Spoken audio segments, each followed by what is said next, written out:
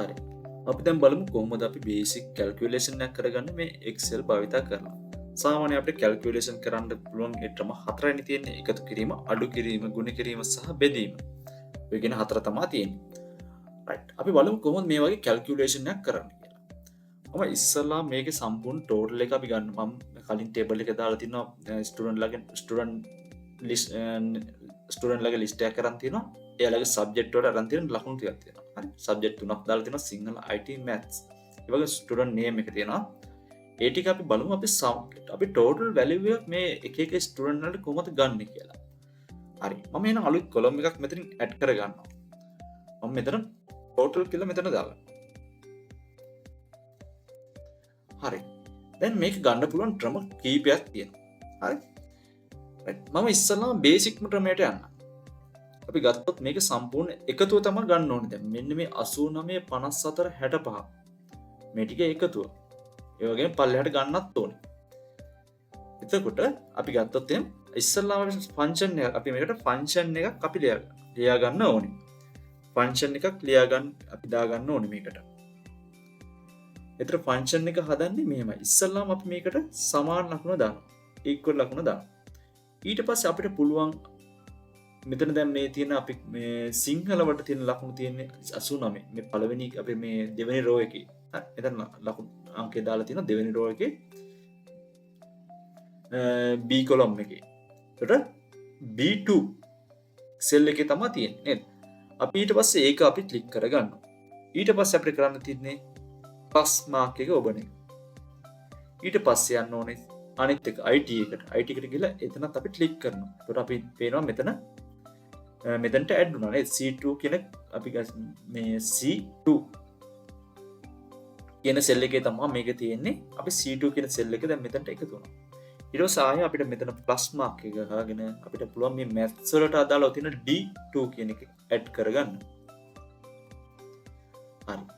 මෙන්න අපිට ආවා මෙතන calculation එක.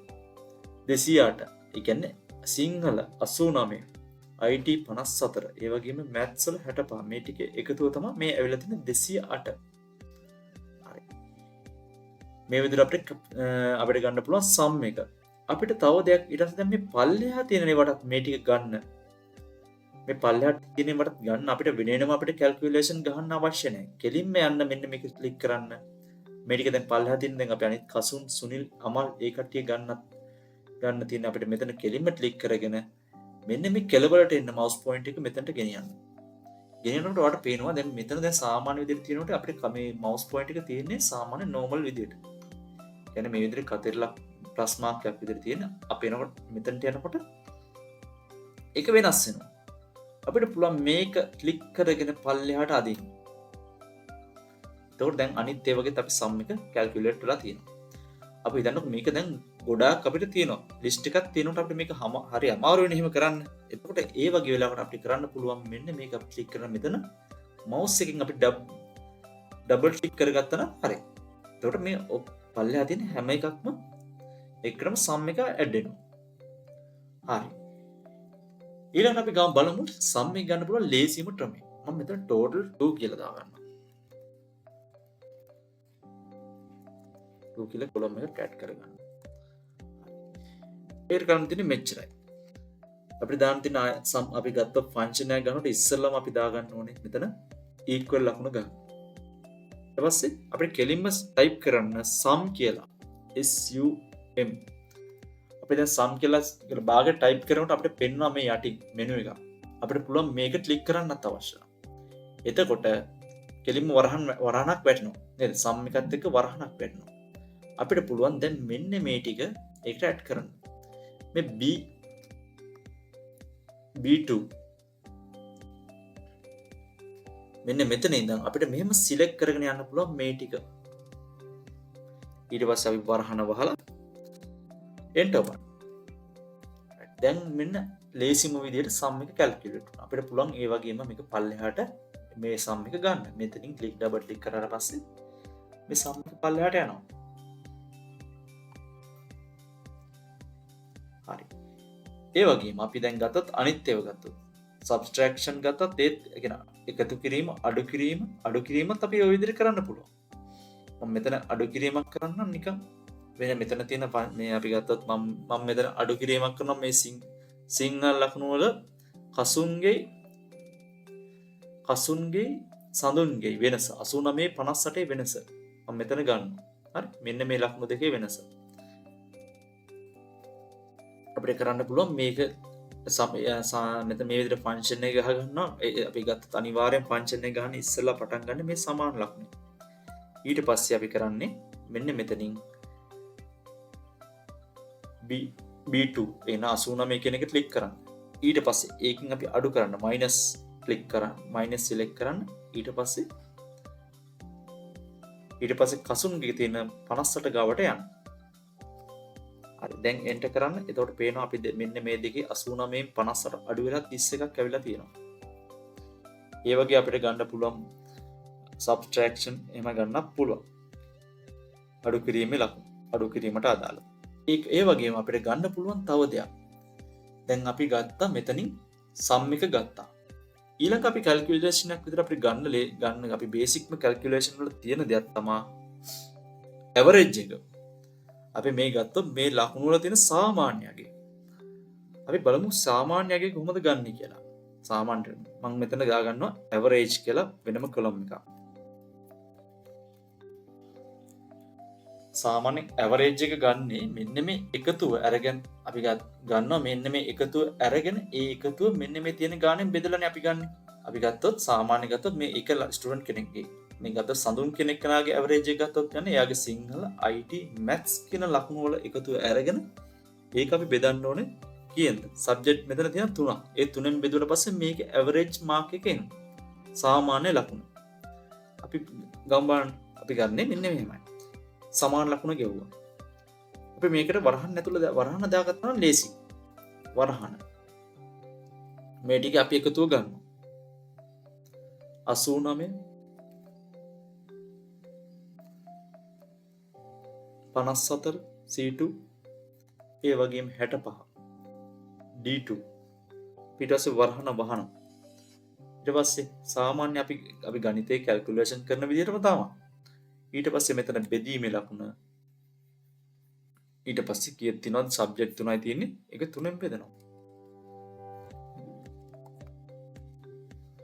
එතන 69.33යි. ඒකම අපිට පල්ලෙහාට ඩ්‍රැග් කරලා අපිට ගන්න පුළුවන්. අපිට දැන් මේ වගේ දැන් දශම ස්ථාන ගොඩාක් ඇවිල්ලා තියෙනවා නේද? ඒක අපිට අයින් කර ගන්න පුළුවන් මෙන්න මෙතනින්. අපි ගත්තොත් මෙතන home tab එකට යන්න. ඒක අඩු කරන්න පුළුවන් home tab එකට ගිහිල්ලා මෙන්න මෙතනින්. මේ numbers කියලා තියෙන section එකක් එතනට ගියාට පස්සේ මෙන්න මේක decrease decimal කියලා තියෙනවා. ඒක අපිට ක්ලික් කරන්න. ඒකත් ක්ලික් කරන්න. එතකොට අපිට මේ ඔක්කොම ගානට එනවා. ඊට ඒ විදිහට අපිට ටික ටික අඩු කරන්න පුළුවන්. දශම ස්ථාන දෙකකට එහෙම නැත්නම් දශම ස්ථාන අයින් කරලා දෙන්නත් පුළුවන්. මම දශම ස්ථාන ටික අයින් කරලා දානවා. හරි. දැන් ඊළඟට average හොයන්න පුළුවන් තව ක්‍රමයක් තමයි මම මේ ටික මකා ගන්නවා දැන්. මේක తాවකාලිකව මකා ගන්නවා. ඊට පස්සේ අපිට ගන්න පුළුවන් මෙන්න මේ අපි කලින් හොයාගත්ත ටෝටල් එක තියෙනවනේ. ඒ ටෝටල් එක තුනෙන් බෙදන්න පුළුවන්. නේද? එහෙම කරන්නත් පුළුවන්. සමාන ලකුණ. ඊට පස්සේ මෙතන F2 වල අපි F වල හෙව්වා F කොලම් එකේ හෙව්වා මේකේ ටෝටල් එක. F එකේ E අපි කැමති එකක් දාගන්න. මම ගන්නවා F එකේ තියෙන ටෝටල් එක.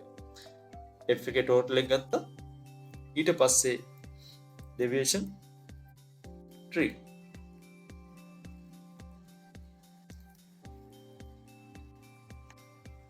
තුරත් අර වැලියු එකම එනවා. හරි. දැන් අපි බලමු ලේසිම ක්‍රමය. දැන් අපි ওই විදිහට ගත්තොත් එහෙම සාමාන්‍යයෙන් ගොඩක් තියෙන වෙලාවක හරි අමාරු. හරි. ඒ වගේ වෙලාවක අපි ලේසිම ක්‍රමය ගත්තොත් එහෙම මෙන්න මෙහෙම කරන්න පුළුවන්. මම මේ ටික ආයෙත් මකා ගන්නවා.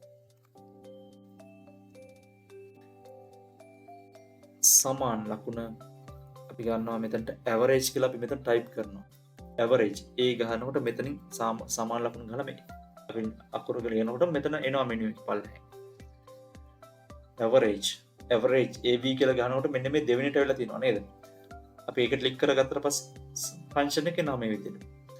අපිට කරන්න පුළුවන් මෙන්න මේ ටික B2 ඉඳලා D2 වෙනකන් තියෙන ටික අපි සිලෙක්ට් කරගෙන ඩ්‍රැග් කරගෙන යනවා. ඊට පස්සේ මෙතන මේ ෆන්ක්ෂන් එකේ තියෙන මේක බ්‍රැකට්ස් වලින් වහනවා.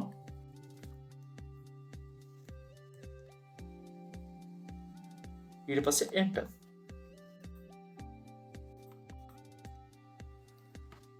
සරලයි. මේ විදිහට තමයි අපි average එක හොයන්නේ.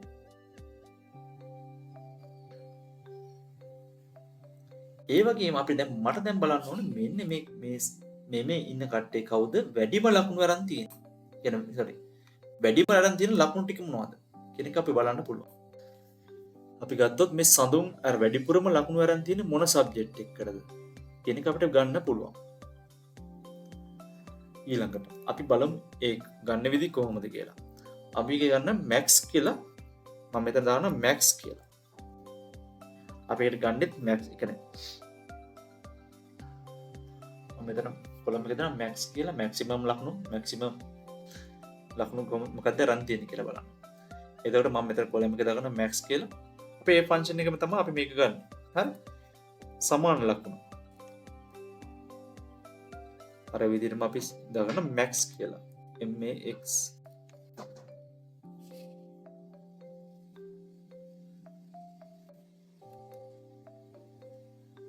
ඊට පස්සේ අපි මේ මෙතන B2 ඉඳලා D2 වෙනකම් සිලෙක්ට් කරලා අපි මේ වරහන වහලා මේක මේ ඊට පස්සේ ආයෙ එන්ටර් කරනවා.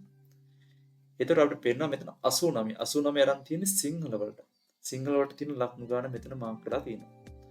අපිට මේ වගේ පල්ලෙහා තියෙන ඒවටත් අපි මේ විදිහට ඇඩ් කරගන්න පුළුවන්. මෙතන නම් යට ගියාට පස්සේ කර්සර් එක වෙනස් වෙනවා. ඊට පස්සේ අපි ඩබල් ක්ලික් කරලා පස්සේ මේ හැම දෙයකටම කියන පල්ලෙහා තියෙන හැම රෝ එකකටම මේක අදාළ මේක ෆිල් වෙනවා. හරි. දැන් අපි බලමු අඩුම ලකුණු අරන් තියෙන්නේ කීයද කියලා අපි ගන්න කීයද කියලා. අඩුම මිනිමම් මම දානවා min කියලා කොලම් එක.